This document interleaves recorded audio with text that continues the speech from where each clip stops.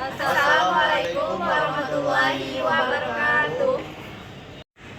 Perkenalkan, kami dari kelompok 3 yang beranggotakan saya sendiri Alfi dengan NIM 53 dan rekan saya Firza Abdullah dengan NIM 21. Saya Widya Firdaus dengan NIM 5. Saya Nabila Argadia Nugraha dengan NIM 39. Di video ini kami akan mewawancarai beberapa narasumber dengan tema yaitu konstitusi yang ada di Indonesia. Selamat menyaksikan. Menurut Ibu apa itu konstitusi? Konstitusi adalah peraturan negara. Konstitusi kan peraturan negara. Apa tujuan konstitusi itu bagi negara kita? Tujuannya untuk mencapai keadilan, ketertiban, dan mewujudkan nilai ideal seperti kemerdekaan, kebebasan, kesejahteraan, dan kemakmuran bersama. Terima kasih ya Ibu. Oke, sama-sama. Menurut Bapak sendiri, bagaimana perkembangan konstitusi di negara Indonesia ini? Kalau menurut saya konstitusi itu terbagi 4, ada terjadi perubahan-perubahan. Pertama yaitu Undang-Undang Dasar 1945. Kemudian itu berganti Undang-Undang Dasar Republik Indonesia Serikat itu di tahun 1949. Kemudian berganti lagi menjadi Undang-Undang Dasar sementara itu tahun 1950 dan kembali lagi ke Undang-Undang Dasar 1945 dan beserta penjelasan. Mungkin itu. Apa hubungan dasar negara dengan konstitusi negara menurut Bapak?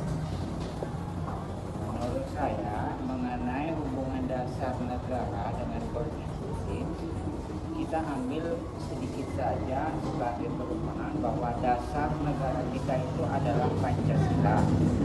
Pancasila itu memiliki kedudukan yang kuat yang tak tergoyahkan di negara Indonesia ini. Dan Pancasila itu adalah suatu landasan yang diambil oleh suatu negara sebagai norma ideologi maupun landasan peraturan yang ada di Indonesia. Jadi konstitusi dengan dasar negara Indonesia itu yaitu Pancasila itu sangat berhubungan erat karena pada dasarnya konstitusi itu adalah suatu peraturan yang mengikat kepemerintahan berdasarkan Pancasila dan Undang-Undang Dasar saja. Menurut kakak sendiri, mengapa terjadi perubahan pada konstitusi di negara Indonesia ini? Menurut saya, karena pada konstitusi sebelumnya itu terjadi kerancuan dalam ketatanegaraan yang terjadi di Indonesia, sehingga dilakukanlah perubahan-perubahan itu yang bertujuan untuk menyempurnakan undang-undang atau konstitusi sebelum-sebelumnya. Menurut Bapak, apakah negara Indonesia ini mengandung konstitusionalisme?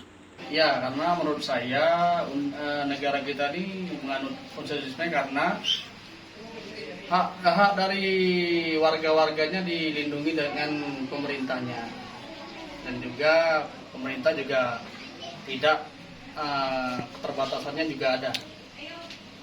Terima kasih ya Pak.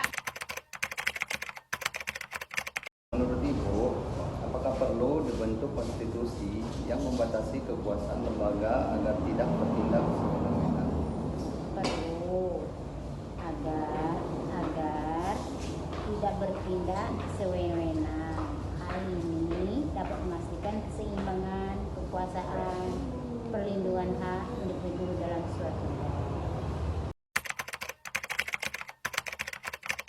Permisi Mas, Ya. menurut Mas sendiri ada tidak faktor tersendiri seseorang tidak mematuhi konstitusi di negara ini? Balik lagi, seorang tidak mematuhi konstitusi atau peraturan di negara itu yang pertama adalah biasanya faktor dari internal dulu. Ketika manusianya itu sudah baik, insya Allah dia akan menaati peraturan-peraturan yang ada di negara ini gitu. Kemudian balik lagi ke faktor yang kedua itu biasanya di lingkungan. Ketika orang itu sudah baik, nanti terpengaruh dengan lingkungan itu bisa jadi hal-hal yang tidak bagus yang mengakibatkan orang itu menyimpang dan bisa melanggar peraturan yang ada di negara. Kemudian ada juga faktor ekonomi. Nah, itulah faktor yang mempengaruhi ketika orang itu lagi susah, ekonominya tidak bagus, bisa berbuat hal-hal yang tidak bagus seperti mencuri atau penipuan dan lain-lain. Dan itu balik lagi ke diri kita masing-masing. Ketika diri kita udah baik, insya Allah juga kita walaupun ekonomi susah, lingkungan baik, kita bisa tidak melakukan hal-hal yang tidak bagus gitu. Terima kasih Mas. Oke, terima kasih. Permisi Bang, izin bertanya. Sebelumnya menurut Abang, jika ada suatu warga negara yang tidak mematuhi konstitusi yang ada di negaranya itu, apa yang akan terjadi?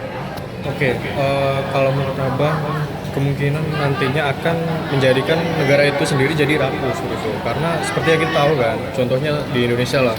Di Indonesia itu kan kita konstitusinya Undang-Undang 1945. Nah, kalau itu tidak dipatuhi dan warga negaranya sendiri tidak mematuhi itu, maka hukum itu tidak akan berlaku seperti itu. Tidak akan ada dasar untuk pemberlakuan hukum seperti itu. Terima kasih Bang. Sekian dari kami. Kami akhiri. Wassalamualaikum